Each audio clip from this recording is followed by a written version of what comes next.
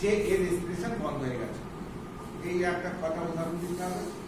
Stoppage of circulation আমি কি করে বুঝবো, তার কটা উদাহরণ দিতে হবে। আর স্টপেজ অফ ব্রেন ফাংশন, তার যে নার্ভাস সিস্টেম কাজ করছে না সেটা কি করে বুঝবো।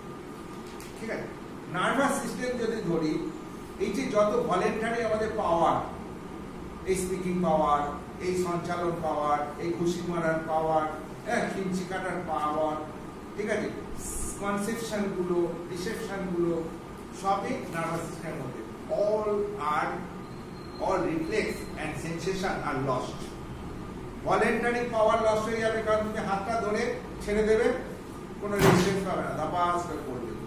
এরকম চিমটি কাটবে, তুমি জ্ঞান থাকলে মুখের মধ্যে কিছু একটা রিফ্লেক্স থাকবে বা চিহ্ন থাকবে, বা যদি কথা বলতে পারে সে আউ করে জানান দেবে। কিন্তু তুমি চিমটি কাটছো কিছু বুঝতে পারবে না। যত প্ল্যান্টার রিফ্লেক্স আছে, তারপরে তোমার পেরোনিয়াল রিফ্লেক্স আছে, সেই রিফ্লেক্স কোনো টেস্ট করবে, কোনো রিফ্লেক্স তোমাকে শো করবে না। অর্থাৎ all the reflex and sensation are lost and also voluntary power are lost. এর দ্বারা বুঝে নেবো যে তার ব্রেনটা কাজ করছে না। ওটা আলাদা, ওটা হচ্ছে ওই ডল রিফ্লেক্স বলে দিচ্ছি, ওটা কর্নিয়াল রিফ্লেক্স। প্যারালাইজ হলে পরে সে তো তোমার এগুলো পাবে, রিফ্লেক্স গুলো পাবে না, অন্যান্য ভলেন্টারি মানে পাওয়ারে একটা জায়গা নষ্ট হবে। কমপ্লিট প্যারালাইজ হলে পরে নাই হবে, কিন্তু সে তার সেন্সেশনটা তো থাকবে। হার্ট লস হবে, ভলেন্টারি পাওয়ার লস হবে। প্যারালাইজ মানে কি, লস অফ ভলেন্টারি পাওয়ার। সেখানে তুমি ভলেন্টারি পাওয়ার, তার কথা বলার ক্ষমতা, এগুলো লস হতে পারে, কিন্তু তার সেন্সেশনটা থাকবে। কিছু কিছু রিফ্লেক্স লস হবে, বাট সেন্সেশন তার থাকবে। ঠিক আছে, তো সেখানে তুমি বুঝতে পারবে তার মানে এটা প্যারালাইজ হয়েছে, ব্রেন ফাংশন লস হয়। আবার কমাতে চলে গেছে, সেখানে কি temporary brain function loss, but another যে ফাংশন রেসপিরেশন, কার্ডিওভাস্কুলার সিস্টেম, তারা কিন্তু ঠিক কাজ করছে। অথচ তার কোনো সেন্স নেই, তাকে ডাকছে কোনো সাড়া নেই, সে কোনো রেসপন্স করছে না, মানে সে কোমায় চলে গেছে। অথচ তার লাংস চলছে, হার্ট চলছে। কিন্তু আমি বলেছি তিনটে ভাইটাল ফাংশনই অফ হবে, তার মধ্যে ব্রেন ফাংশন এগুলো। এইবার আমি রেসপিরেশন বন্ধ হয়েছে, কি করে বুঝবো? সেটা বুঝবোটা কি করে? মিরর টেস্ট করবো। একটা আয়না যদি এখানে ধরা যায়, যদি খুব মিনিমাম রেসপিরেশনও চলে, মানে একটা ভেপার করবো, that is called mirror test. Stethoscope নিয়ে আমি রেসপিরেটরি সাউন্ড শোনার চেষ্টা করতে পারি, রেসপিরেটরি সাউন্ড কিছু পাবো না, মিরর টেস্ট নেগেটিভ হবে, তাই তো? গ্লাস অফ ওয়াটার টেস্ট আছে, এক গ্লাস জলের বুকে যদি শ্বাস প্রশ্বাস চলে, আমার বক্ষ ওঠা নামা করবে, তার জন্য জলের তল নড়বে, এক্ষেত্রে কিছু নড়ছে না, কনস্ট্যান্ট, তার মানে মিনিমাম কোনো রিফ্লেকশন হচ্ছে না, কারণ জলের তল এত সেন্সিটিভ, খুব সামান্য রিফ্লেকশন হলে জলের তল তরল হবে। এইগুলো তার ফেদার টেস্ট আছে, একটা ফেদারকে নিয়ে এরকম নাকে ধরবো, যদি মিনিমাম এই চলে ফেদারের মধ্যে মুভমেন্ট দেখা যাবে। তো এই এতগুলো টেস্টের মাধ্যমে আমি জাজ করে নিতে পারবো that is the stoppage of respiration. এবারে যে stoppage of circulation, stoppage of সার্কুলেশনের অনেক পদ্ধতি আছে। মোদ্দা কথা ফার্স্ট হচ্ছে pulse, carotid pulse, radial pulse, এগুলো পাবো না। Stoppage of the pulse, pulse heartbeat বন্ধ হয়েছে বলে পালস, তার মানে হার্ট, সেইটাই তোমার টেস্ট করে দেখতে হবে যে হার্ট চলছে কি চলছে না, তার সার্কুলেশন স্টপ হয়েছে কি হয়। সার্কুলেশন যদি স্টপ হয়ে যায়, আমরা কোনো পালস পাবো না, তাই তো? হার্টে কোনো সাউন্ড পাবো না, এই যে লাভ গ্রুপ যে সাউন্ড, সেই সাউন্ডও পাবো না, তার মানে completely heart silent, plus pulse পাচ্ছি না। ইলেকট্রোকার্ডিওগ্রাফে আমি কোনো ওয়েভ পাচ্ছি না, that is stoppage of cardiovascular. এই এতগুলো টেস্টের মাধ্যমে আমি প্রমাণ করে দিলাম তিনটে ভাইটাল ফাংশনই লস, অতএব ইট ইজ ডেড। 4 ঘন্টা যদি এরকম লস অবস্থাতে পড়ে থাকে, তাহলে তাকে সার্টিফাই করা যাবে আমাদের মেডিকেল সায়েন্স।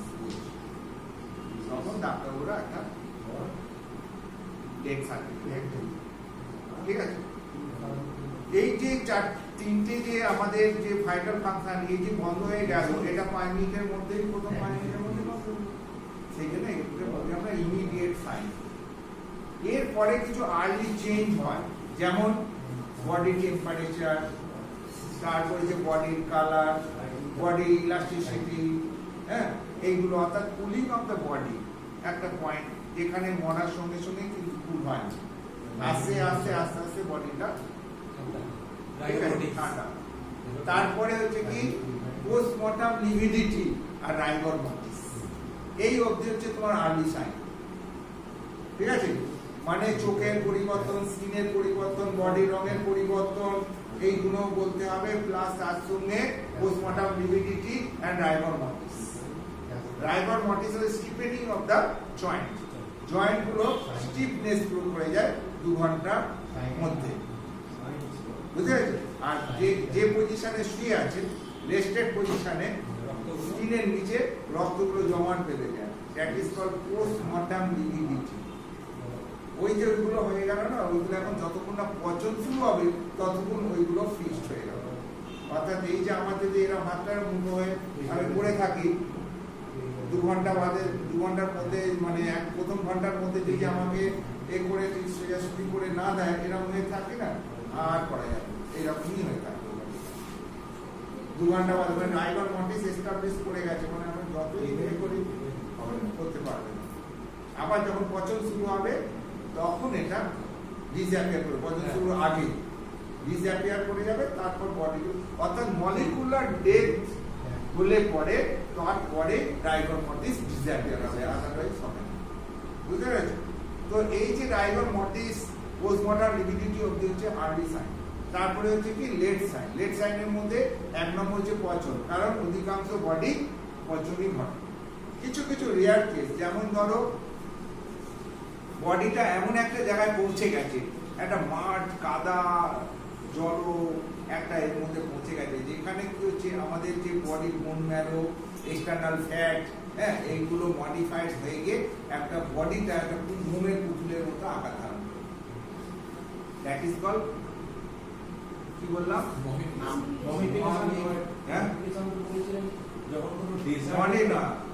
অ্যাডিপোজিয়া। যখন ফ্যাটি, অ্যাডিপোস টিস্যু ফ্যাটি হয়ে যাচ্ছে, মোমের পুতুলের মতো হয়ে যাচ্ছে, দ্যাট ইজ অ্যাডিপোজিয়ার ফর্মেশন। এইবার যদি একটা ডেজার্ট, মানে মরুভূমির একটা উত্তপ্ত বালির মধ্যে বডিটা চলে গেল, বা কোন একটা খুব হট প্লেসে চলে গেল, তখন কি হয়, এই যে স্কিন, মাংস, হাড়, এগুলো একবারে পুরো এ হয়ে গিয়ে একটা জিলাটিনের মতো, একটা প্লাস্টিকের মতো জিনিসে পরিণত হয়ে গিয়ে বডিটা ওরা অ্যাজ ইট ইজ থাকে। That is called mummification. মিশর টিশরের দিকে, হ্যাঁ, বরফেও হয়, বরফেও হতে পারে। মানে মমিফিকেশন মানে দেহটা পুরো অবিকৃত থাকে, দুটোতেই অবিকৃত থাকে। অ্যাডিপোজিয়ারেও অবিকৃত থাকবে, কারণ অবিকৃত মানে মোমের পুতুলের মতো ধারণ করে, বডিটা মোমের মতো হয়ে যাবে, মাংস টাংস কিছু থাকবে না, পুরো ফ্যাটি হয়ে যাবে, তাহলে তোমার অ্যাডিপোজিয়া। আর যখন শুকিয়ে গিয়ে একদম জিলাটিনের মতো হয়ে যাচ্ছে, শুটকি মাছের মতো, কারণ মিশরীয় কান্ট্রিতে আগে মামি পোড়া রাখা হতো, যারা মারা যেত, রাজারা, তাদেরকে এরকমভাবে মামি পরিণত করা হতো। বুঝতে পেরেছো? তো এই গেল তোমাদের ডেট সংক্রান্ত ব্যাপারটা। এরপরে কি আছে তোমাদের না, ইনজুরিজ, অর্থাৎ যত ধরনের ইনজুরি হয় সেই ইনজুরি সংক্রান্ত একটা কোশ্চেন আছে তোমাদের। Classify the mechanical injury. Mechanical injury classification করতে পারো, ঠিক আছে? সেখানে আমরা এটাও করেছিলাম, ইনজুরিগুলোকে ক্লাসিফাই করেছিলাম, বুঝতে পেরেছো? আর একটা জায়গায় উন্ডস আর ইনজুরির মধ্যে পার্থক্য। What's the basic difference of wounds and injury? Wounds and injury, they are correlated, বুঝতে পেরেছো? But wounds হচ্ছে only ক্ষত, that is so the body, অর্থাৎ শারীরিক দিকে যখন কোনো ইনজুরি আমাদের শরীরে ক্ষতের সৃষ্টি করে তখনই তাকে বলছি আমরা wounds। আর ইনজুরি হচ্ছে এমন একটা ঘটনা যেটা আমাদের শারীরিক এবং মানসিক দুটোকেই ক্ষতিগ্রস্ত করে। উন্সের সঙ্গে মানসিক ক্ষতিগ্রস্তের ব্যাপারটা কিন্তু নেই।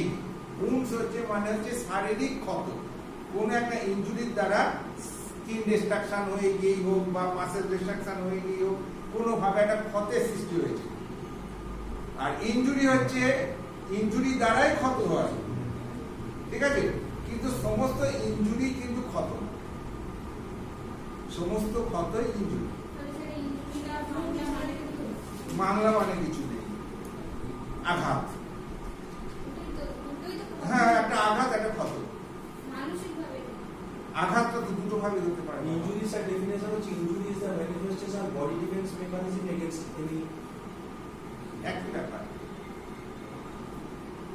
তোমার ধরো ইনজুরি হয়েছে, বডি ইনজুরি হতে পারে, মেন্টাল ইনজুরি হতে পারে, মানসিক আঘাত, বুঝতে পারছো?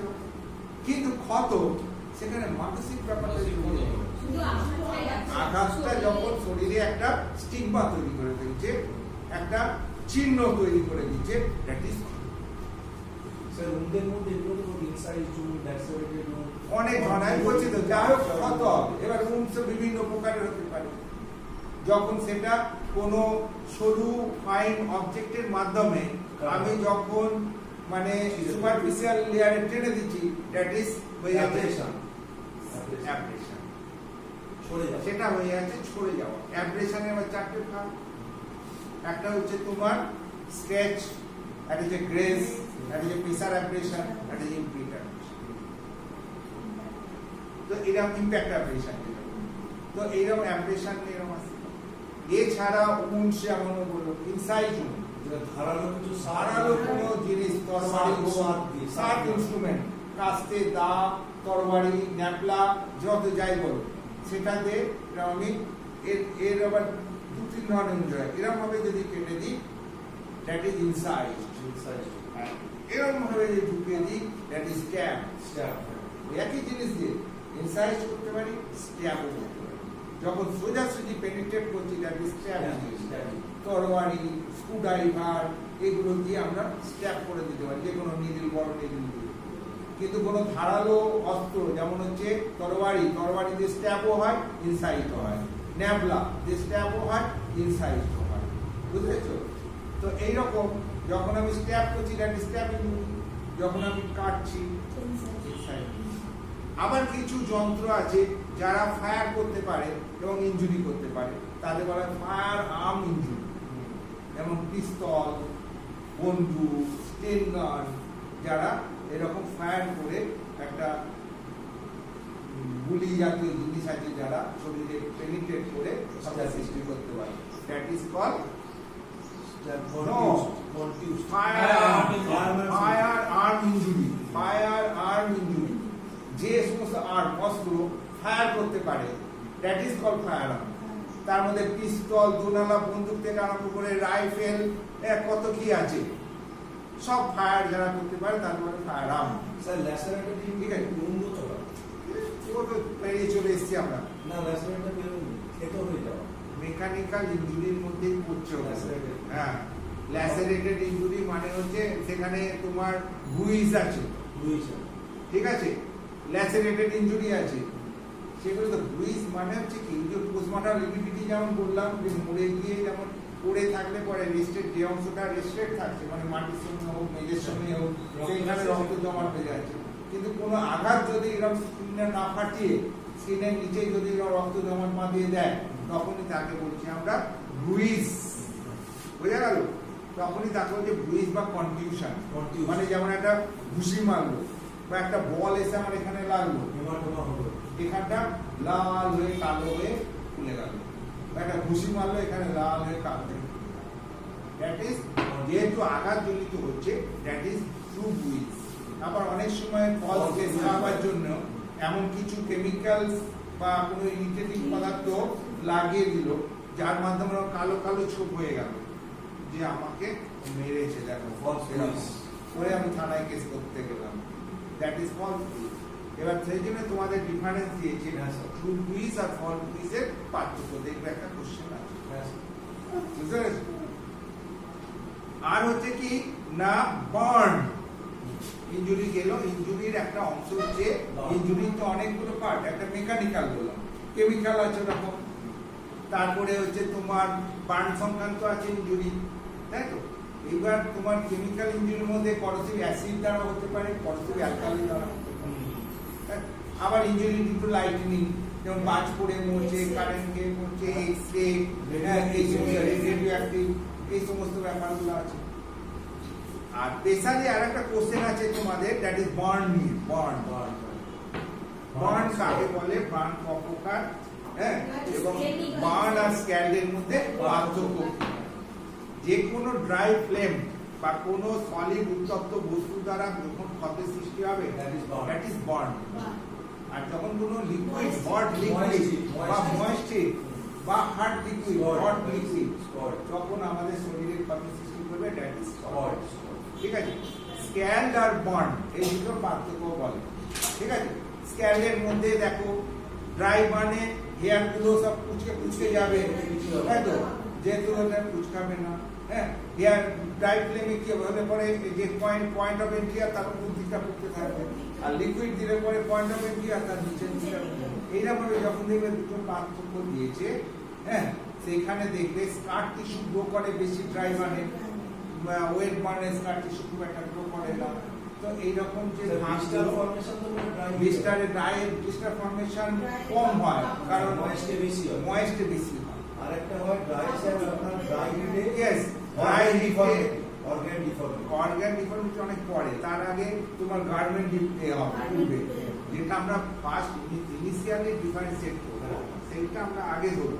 যেমন গার্মেন্ট গুলো পুড়ে যাবে, চলে যাবে, হেয়ার পুড়ে যাবে, সিঞ্জিং হয়ে যাবে, কিন্তু লিকুইড স্ক্যাল্ডে ওগুলো সাধারণত পুড়বে না, পুড়ে যাবে। তো এইরকম তোমাদের একটা বার্নার স্ক্যাল্ডের পার্থক্য আছে, ওইটা পড়ে নেবে। এইবার হচ্ছে মেন ইম্পর্টেন্ট যেটা, দ্যাট ইজ হচ্ছে classification of burn. Classification of বার্নে কি করছে, তোমাদের দুটো ভাবে ক্লাসিফাই করতে হচ্ছে। একটা হচ্ছে তোমার মানে কতটা ডেপথে গেছে, সেটাকে আগে আমরা যখন করেছি তখন 6টা ডিগ্রিতে ঠিক করা ছিল, ফার্স্ট, সেকেন্ড, থার্ড, ফোর্থ, এবং ডিগ্রিগুলো এত কনফিউশনাল ছিল, সেখানে পরবর্তীকালে ওগুলোকে চেঞ্জ করে ফেলা হলো, 3টে সেক্টরে ভাগ করে দিল। একটা হচ্ছে এপিডার্মাল বার্ন, একটা হচ্ছে ডার্মো এপিডার্মাল, আর একটা হচ্ছে ডিপ। এপিডার্মাল, ডার্মো এপিডার্মাল আর ডিপ, এই 3টে ভাগে আমরা ভাগ করে দিই। এপিডার্মাল বানানো অনলি স্কিনের এপিডার্মিস ইনভলভ হচ্ছে, আর কিছু ইনভলভ হচ্ছে না। অনলি স্কিনে যখন এপিডার্মিস ইনভলভ হচ্ছে, দ্যাট ইজ এপিডার্মাল বা সুপারফিশিয়াল বার্ন। ডার্মো এপিডার্মাল মানে এপিডার্মিস ছাড়িয়ে যখন হোল ডার্মিস ডিস্ট্রাকশন হয়ে যাচ্ছে, দ্যাট ইজ ডার্মো এপিডার্মাল বার্ন। এই ক্ষেত্রে কিন্তু স্কার টিস্যু গ্রো করবে।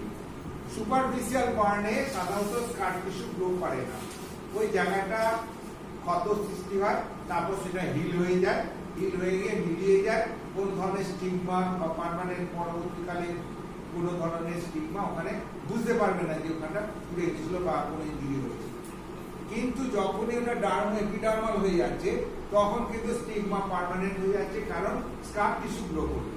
সাধারণ একটা যে কোনো জায়গা থেকে কেটে গেলে একটা সাদা যে চিহ্ন থাকে, যে সেলাই টেলাই এখন তখনকার দিনে তো দেওয়া হতো না, তখন কি হতো, স্কার টিস্যু হচ্ছে একটা হচ্ছে কম্প্যাক্ট ম্যাটেরিয়াল, ফাইবার টিস্যু, যারা এ করে ওই জায়গাটাকে বুঝিয়ে হিলিং করা, কিন্তু ওখানে পার্মানেন্ট স্টিগমাটা থেকে যাবে, স্কার টিস্যু চিহ্নটা থেকে যাবে।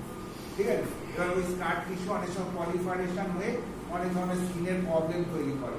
যেমন একটা প্রবলেম হচ্ছে কিলয়েড বলে একটা প্রবলেম আছে, কিলয়েড করবে স্কিন প্রবলেম, ওখানে কিছুই নয়, excessive proliferation of the scar tissue.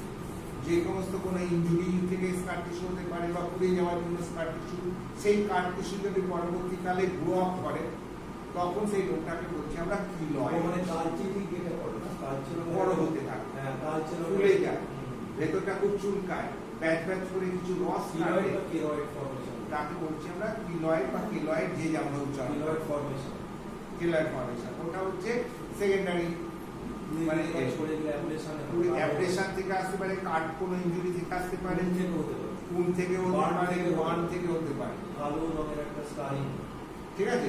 এবার স্কার টিস্যু যার যেমন সাদা স্কার হলে সাদা হবে, কালো হলে তামাটে হলে তামাটে হবে, যার যেমন কমপ্লেক্সন সেই অনুযায়ী স্কার টিস্যুর কালারটা ডিপেন্ড করে, ঠিক আছে, কত দূরে ছাড়ো।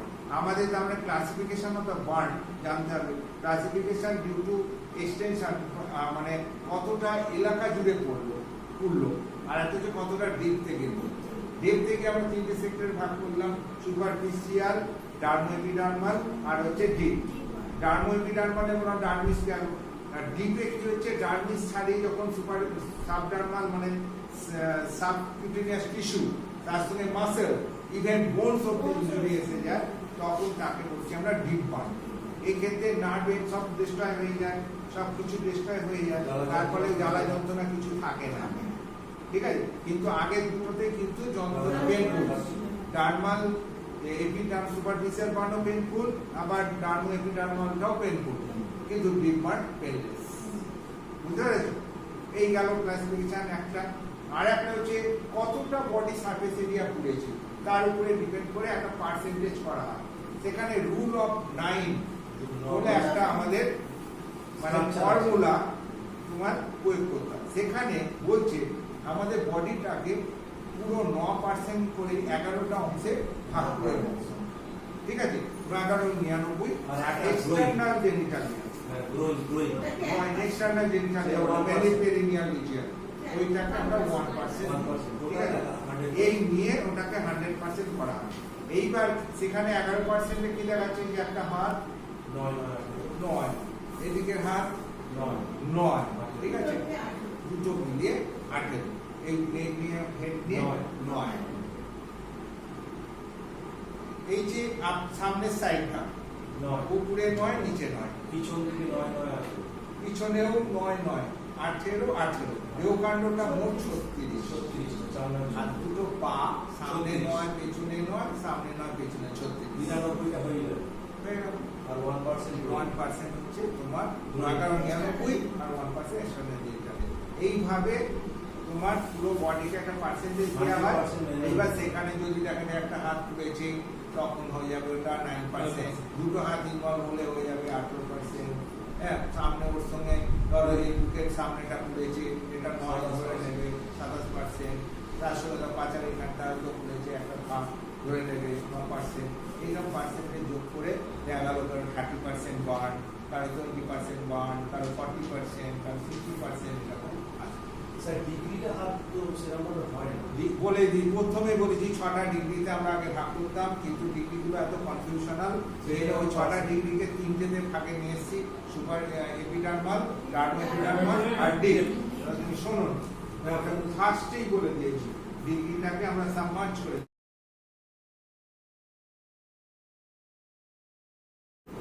তো এইভাবে বার্ন নিয়ে একটা কোশ্চেন থাকে, সেইটা তোমরা করে নেবে। তার মানে আমরা কোড গেলাম, ডেথ সংক্রান্ত গেলাম, ইনজুরি সংক্রান্ত গেলাম, আর হচ্ছে বার্নিং ইনজুরি, যেহেতু এটাও একটা ইনজুরির অংশ, ফার্স্টে একটা কোশ্চেন আলাদা করে দেওয়া আছে, সেখানে বার্ন আর স্ক্যান্ডের পার্থক্য দেওয়া আছে, আর ক্লাসিফিকেশন অফ দ্য বার্ন দেওয়া আছে, আর কিছু নেই সেরকম, ঠিক আছে। তো বার্ন আর স্ক্যান, বার্ন কাকে বলে, স্ক্যান কাকে বলে বলবে, বার্ন স্ক্যানের পার্থক্য বলবে, আর এটা ওই ক্লাসিফিকেশনটা এখন একটু এক্সটেনশন দেবে, আর এখন একটু পেনিট্রেশন আর ডেপথনেস অনুযায়ী দেবে। ডেপথনেস মানে 6টা ডিগ্রি বলবে, কিন্তু বলবে এই ডিগ্রিগুলো খুব কনফিউশনাল, তাই এদেরকে মেন 3টে সেক্টরে ভাগ করা হয়েছে।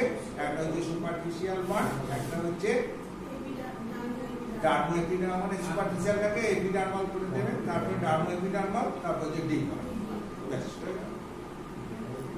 এর পরে যে সমস্ত তোমাদের আইটেমগুলো আছে, যেমন হচ্ছে ইনফ্যান্টিসাইডস, তারপরে হচ্ছে তোমার স্টারভেশন, আর একটা হচ্ছে রেপ, এই 3টে আইটেম আছে। এই 3টে আইটেমের মধ্যে স্টারভেশন কাকে বলে, না খেতে পেয়ে অনাহারে মৃত্যু, তাকে বলতে হবে স্টারভেশন। এবার একটা বডি স্টারভেশন সংক্রান্ত ব্যাপারে তোমায় জানতে হবে, একটা বডি যদি ফুড যদি আমরা অফ করে দিই, ওয়াটার যদি চালু থাকে, তবে সে 40 থেকে 60 দিন অবধি বেঁচে থাকতে পারে। আর যদি আমরা দুটোই বন্ধ করে দিই, তাহলে 12 থেকে 15 দিনের মধ্যে সে ডিস্ট্রয় হয়ে যাবে, মারা পড়ে যাবে, ঠিক আছে? তো অ্যাকচুয়ালি স্টারভেশন মানে যখন deprivation of the food and drinks বোধ যখন উইথড্র হয়ে যাচ্ছে আমাদের শরীর থেকে, তখনই যে কন্ডিশনটা সৃষ্টি হয় তাকে বলছি আমরা স্টারভেশন। এবার স্টারভেশনের দুটো সেক্টর দিচ্ছে, বলছে অ্যাকুট স্টারভেশন আর ক্রনিক স্টারভেশন।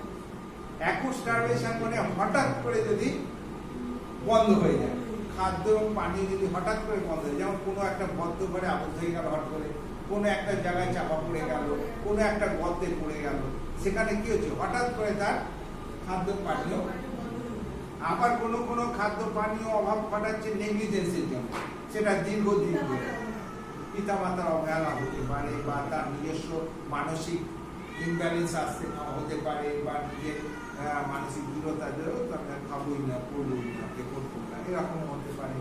তো নিজের প্রতি নেগলিজেন্সি থেকেও আসতে পারে। তো সেই রকম যখন অনেক দিন ধরে এই জিনিসগুলোর অভাব ঘটে, তখন যে কন্ডিশনটা সিচুয়েশনটা স্টার্টিং সিচুয়েশনটা সৃষ্টি হয়, তখন তাকে বলছে ক্রনিক স্টারভেশন।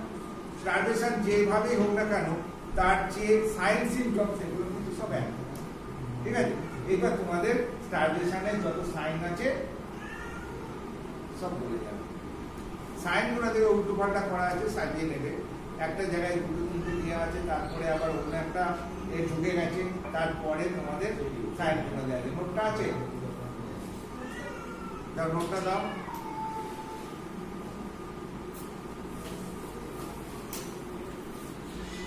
এবং এগুলো তোমরা ভেবে ভেবে লিখতে পারবে, খুব সুন্দর দেওয়া আছে।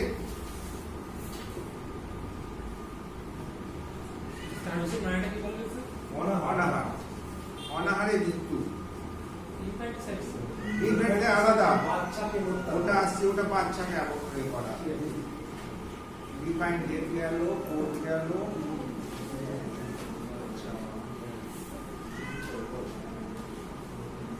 Mechanically abrasion, contusion, laceration, incised wound, stab wound, প্যারা মুভ সব দেওয়া আছে, মুখস্থ করবে। যেখানে ছবি এঁকে পার্সেন্টেজ অফ বার্ন দেওয়া আছে, রেটটা পরে আসছে। Difference between true wise, false wise, এটা বলবে। এই যে স্টারভেশন, স্বাভাবিক জীবন ধারণের জন্য যে পরিমাণ খাদ্য ও পানীয় দরকার তা যদি অভাব ঘটে, তখন যে অবস্থার সৃষ্টি হয় তাকে বলা স্টারভেশন। এটি সাধারণত দুই ধরনের হয়, অ্যাকুট স্টারভেশন আর chronic starvation. Acute starvation, chronic starvation বললাম। এবার হচ্ছে কজ হচ্ছে দুর্ভিক্ষ, কোনো গর্তে পড়ে যাওয়া, কোনো জায়গায় বদ্ধ হয়ে যাওয়া, পিতামাতার অবহেলা,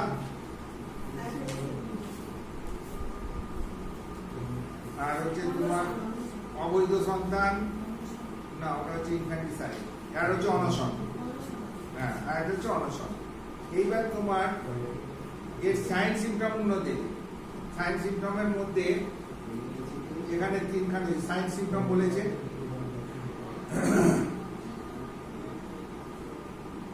ক্ষুধা যন্ত্রণা প্রথমে অ্যাকুট সিমটম দেখা দেবে, ক্ষুধা যন্ত্রণা সৃষ্টি হবে। তারপরে 4-5 দিন পরে শরীরে সমস্ত যে ফ্যাটগুলো আছে সেগুলো বলতে শুরু করবে, চোখের চোখগুলি কোটরে ঢুকে যাবে, পিঠ প্রসারিত হবে। এই 4টে বলবে, 5 নম্বরটা রেখে দেবে, ওটা লাস্টে বলবে, বুঝেছো? 5 নম্বরটা হচ্ছে শরীরের ওজন কমতে থাকে, এবং যখন 4 নম্বর অব্দি এখানে বললে তো, তারপরে এখানে চলে আসবে, দেখো এই তো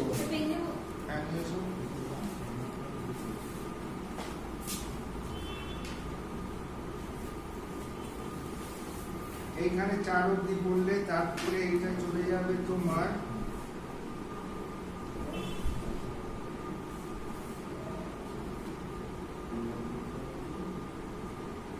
এই দিকে।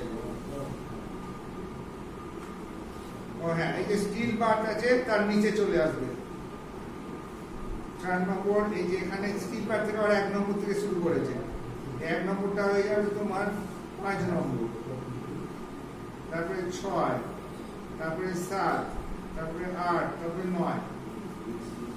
বলছে গাল চুপসে যাবে, মুখের হাড়গুলি বেরিয়ে পড়বে, অর্থাৎ জাইগোমেট্রিক প্রমিনেন্স হবে, ঠোঁটগুলো শুকিয়ে যাবে, জিভে একটা আস্তরণ দেখা দেবে, তারপরে জিভ মোটা হয়ে যাবে, লাল হয়ে যাবে, তারপরে হচ্ছে বুকের খাঁচা বেরিয়ে পড়বে, পেট ঢুকে যাবে, সমস্ত শরীর আস্তে আস্তে শূন্যতা প্রকাশ পাবে, চুলগুলো শুষ্ক উষ্ক হয়ে যাবে, দেহের ত্বকগুলো সূক্ষ্ম ও মলিন হয়ে যাবে, দেহের তাপমাত্রা আস্তে আস্তে কমতে থাকবে, প্রথম দিকে কোষ্ঠকাঠিন্য দেখা দেবে, তারপরে পাতলা পায়খানা হবে।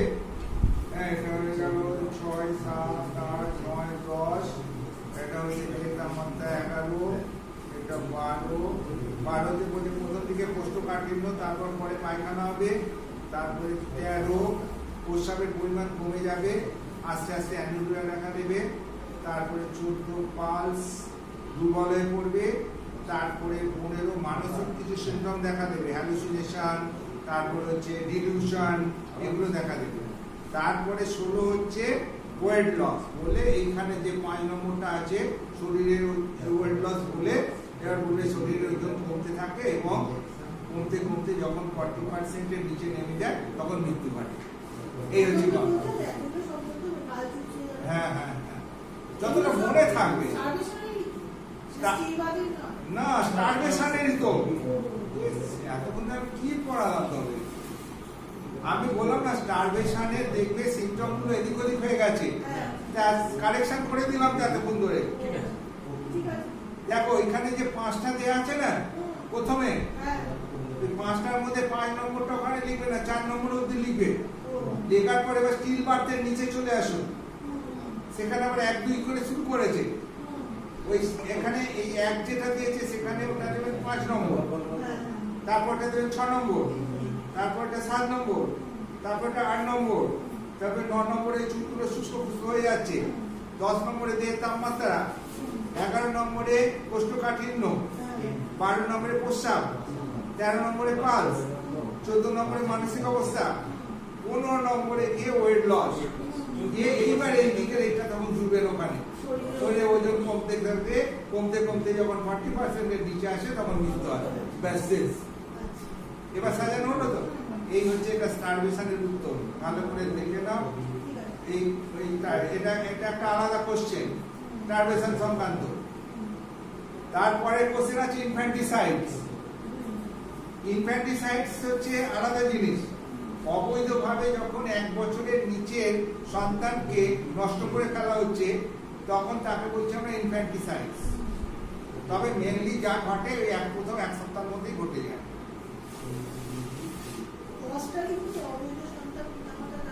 দাঁড়ান, এটা গেল আগে ডেফিনেশন। এর পরে কারণে বলবেন অবৈধ সন্তান যদি হয় মেরে ফেলে অনেকে। পিতা মাতার যদি দারিদ্রতা, 5টা মেয়ে হয়ে গেছে, 6 নম্বরে আবার মেয়ে হয়েছে, চুলের আগে আচার মেরে দিল, মরে গেল।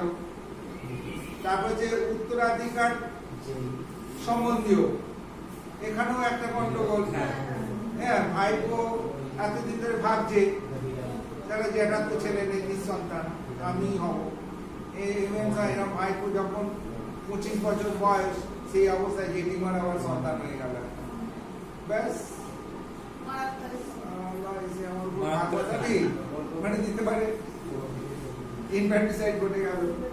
আচ্ছা, তারপরে যে ধর্মীয় কুসংস্কার আছে, কালী দিয়েছে, স্বপ্ন দিয়েছে, সন্তানটা হলেই আমার কাছে এসে বলি সেই সন্তান হলো মেয়েকে বলি দিল, ইনফ্যান্টিসাইড। আচ্ছা, তারপরে যে রাজপুতদের ক্ষেত্রে, রাজপুতদের ছেলে হলে অনেক পয়সা পাবে বিয়ের সময়, ছেলে রেখে মেয়েকে মেরে ফেলে। সে রাজপুতদের সাধারণত এখানে একটা দেখা গেছে টেন্ডেন্সি, এখন অবশ্য নয়, আগে এরকম দেখা গেছে। তারপরে হচ্ছে বিবাহ জোগাড় করতে না পারে, ওই পিতা মাতার দারিদ্রতাই মেন কারণ। হ্যাঁ, আর একটা হচ্ছে তোমার ওই পোস্ট কোয়ার্টারে পার্বণী তারা, ওরা মেয়ে হলে পরে রেখে দেয়, কারণ ওটা ব্যবস্থা কাজে লাগে। ছেলে হলে তো যাবে অ্যান্টিসোশাল হবে, ছেলে ডিস্ট্রাকশন করে। এইসব জায়গাগুলো আমাদের দেখাশোনার জন্য এগুলো লেখা হয়েছে আর কি, কজে।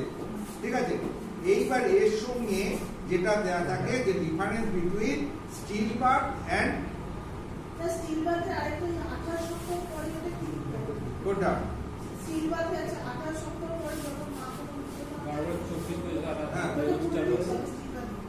স্টিল বার্থ মানে হচ্ছে পিরিয়ড অফ ভায়াবিলিটি অবস্থায় যদি মারা যায়। হ্যাঁ, জন্মের আগে। কারণ তার আগে হয়ে যাচ্ছে অ্যাবর্শন।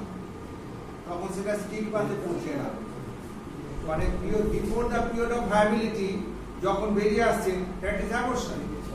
আর যখন ভায়াবিলিটি এজে যখন মরা শিশু জন্মাচ্ছে তখন তাকে হচ্ছে স্টিল বাথ।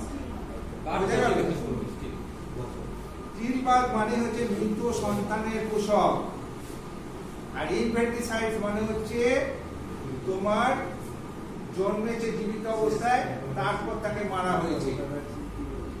এই দুটো সাইন সিম্পটম গুলো দেখলে আমরা বুঝে নিতে পারি যে এটা স্টিল বার্থ না এটা ডেথ আফটার বার্থ।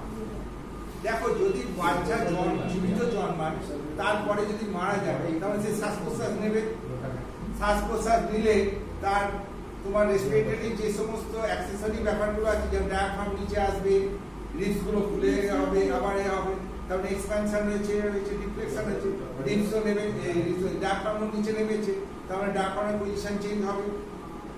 তো সেক্ষেত্রে আমরা যদি ময়না তদন্ত করি সেখানে দেখতে পাবো ডায়াফ্রাম নিচে নেমে চলে এসছে, প্লাস লাংসের কিছু পরিবর্তন দেখা দেবে। যখন লাংসে অক্সিজেন ঢুকছে তার মানে সেখানে অক্সিজেনেশন হচ্ছে, মানে লাংস ফুলছে, তাই তো? তার মানে লাংসে আয়তন বৃদ্ধি পাচ্ছে, তখন সে সলিড থেকে স্পঞ্জিতে চলে যাচ্ছে এয়ার ঢুকে যাওয়ার জন্য। আর যে কোনোদিন শ্বাস প্রশ্বাস নেয়নি তার তো লাংস সলিড অবস্থায় আছে, লিভারের মতো সলিড হয়ে আছে, তার তো লাংস ফুলে অ্যালভিওলি গুলো ফুলে ওঠেনি, কারণ সে তো অক্সিজেন নেয়নি, তার জন্য তার সলিড থাকবে আর এটা স্পঞ্জি হবে। কালারও ওদের কাছে লিভারের যেমন মেটের যে কালার সেরকম থাকবে, এর হচ্ছে তোমার ওই মার্বেল কালারের মধ্যে এসে যাবে, একটু হালকা সাদা ভাব এসে যাবে অক্সিজেনের জন্য, তখন মার্বেল কালার এসে যাবে। প্লাস ওজন মানে যেহেতু স্পঞ্জি হয়ে যাচ্ছে, ওয়াটারে যদি একে রেখে দিই এ ভাসবে, আর ওকে যদি ওয়াটারে দিয়ে সিঙ্ক করে যাবে, ডুবে যাবে, মানে এর মধ্যে অক্সিজেন যায়নি, তার মানে স্টিল বাথ হয়েছিল। আর এটা তার মানে ইনফ্যান্টিসাইড হয়েছে, মানে যেহেতু লাংসে প্লাস লাংসে এয়ারে করতে পারবে, প্লাস যখনই বাচ্চা জীবিত থাকবে সে মায়ের দুধ পান করবে, তার স্টমাক যখন কাটবে স্টমাকের মধ্যে মাতৃদুগ্ধ বা অন্য ফুড ম্যাটেরিয়ালসের অস্তিত্ব পাবে, কিন্তু যে একবারও কাঁদেনি কিন্তু মায়ের দুধও খায়নি, তার মানে স্টমাক পেইনটি থাকবে, সেখানে দুধের কোনো মাতৃদুগ্ধ পাবে না। তো এইরকম পোস্টমর্টম করলে পরে কোনটা স্টিল বার্থ আর কোনটা তোমার ডেথ আফটার বার্থ আমরা জানতে পেরে যাব। বুঝতে পেরেছো? সেই জন্যই তোমাদের কোশ্চেনটা দিয়েছে difference between still birth and after birth. বোঝা গেল? ব্যাস, মোটামুটি তোমার ফরেনসিক রেপ ছাড়া মোটামুটি হয়ে গেল। Difference between still birth death birth তো বললাম, এটা খুব ইম্পর্টেন্ট। ইনফ্যান্টিসাইড কাকে বলে, ইনফ্যান্টিসাইড আর ফিটিসাইডের মধ্যে পার্থক্য কি, আর ওই ডিফারেন্স বিটুইন স্টিল বার্থ আর হচ্ছে ডেথ আফটার বার্থ, এই দুটো পার্থক্য করতে যায়। আর একটা হচ্ছে তোমার রেপ। রেপ মানে হচ্ছে কোনো একটা ফিমেল পার্টনারের তার যদি মানে কনসেন্টের এগেইনস্টে আমি যদি তার সঙ্গে সেক্সুয়াল গ্র্যাটিফিকেশন করি তখনই সেটা রেপের মধ্যে ঢুকে যাবে।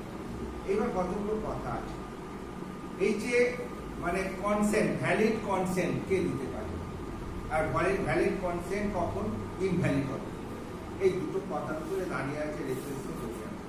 ভ্যালিড কনসেন্ট মানে ইনভ্যালিড হবে under 16 years of age any মেয়ের ক্ষেত্রে, কারণ 16 বছরের নিচে কোনো মেয়ে ভ্যালিড কনসেন্ট দিতে পারবে না, সেটা রেপ কেসে চলে যাবে, 1 নম্বর কথা। ঠিক আছে? অর্থাৎ 16 বছরের উপরে ভ্যালিড কনসেন্ট দিতে পারে, 16 বছরের নিচে হলে টোটাল সেটা ভ্যালিড হোক আর ইনভ্যালিড হোক সবটাই রেপের মধ্যে ঢুকে যাবে, কারণ সে ভ্যালিড কনসেন্ট দিতে পারবে না আমাদের ভারতীয় আইন অনুযায়ী। 1 নম্বর কথা। 2 নম্বর হচ্ছে ধরো 16 বছরের উপরেও, হ্যাঁ, কিন্তু তার কনসেন্টটা নেওয়া হয়েছে ভয় দেখিয়ে বা কোনো নার্কোটিক খাই, তখন সেটা কিন্তু রেপ কেসেই পড়ে যাবে। ঠিক আছে? আর একটা ভ্যালিড কনসেন্ট যদি সে মেন্টালি অ্যাবনর্মাল হয়, সেক্ষেত্রেও কিন্তু পাগলি তার সঙ্গে সেক্সুয়াল গ্র্যাটিফিকেশন হচ্ছে, সেটাও কিন্তু রেপ কেস। ঠিক আছে? তো এইরকম রেপের একটা বিশাল বড় তোমাদের ডেফিনেশন দেওয়া আছে কখন রেপ পরিগণিত হবে কখন পরিগণিত হবে না। সেই নিয়ে 5টা না 6টা পয়েন্ট দেওয়া আছে, ওই 5টা 6টায় ডেফিনেশনে উল্লেখ করতে হবে। বোঝা গেল? এইবার রেপের প্রসিডিওর, একটা রেপ কেস করলে পরে কি প্রসিডিওরে তার চেক আপ করা হয় সেইটা দেখে সব ওইগুলো লেখা আছে। তার গার্মেন্ট পরীক্ষা করতে হবে, তার মানে জেনারেল পার্ট পরীক্ষা করতে হবে, তার এক্সটার্নাল ইনজুরি পরীক্ষা করতে হবে, তার মেন্টাল স্ট্যাটাস পরীক্ষা করতে হবে। এই ব্যাপারটা অনেকটা বড় লেখা আছে প্রসিডিওরটা, ওই প্রসিডিওরটা টোটাল দেখে নেবে। কোনো মুখস্থ করার ব্যাপার কিছু বোঝাবার নেই, ঠিক আছে? তো তার মানে মোটামুটি ভাবে আমরা ফরেন্সিক শেষ করে দেবো, পরীক্ষাগুলো তো ফরেন্সিক কাটাকাট এই আসবে, এর বাইরে কিছু আসবে না, ঠিক আছে? অর্থাৎ আমরা কোর্ট থেকে শুরু করেছিলাম, এবার রেপে নিয়ে শেষ করে দিলাম। কটা বাইলো? আর অন্যান্য স্যারেরা সব বলেছে এটিএসএম আর এগুলো সব সোশিওলজি পড়িয়ে দেবে। আমি মোটামুটি প্যাথোলজি এর পরের দিন আবার এগোবো। এটা মানে মোটামুটি এফএসএমটা অনেকটা এগিয়ে রাখলাম। পরীক্ষা কবে হবে বলেছে? মার্চে। ডেট হয়নি, আমি এরকম পড়াতেই থাকবো, এখনো অনেক পড়ানো আছে। হ্যাঁ,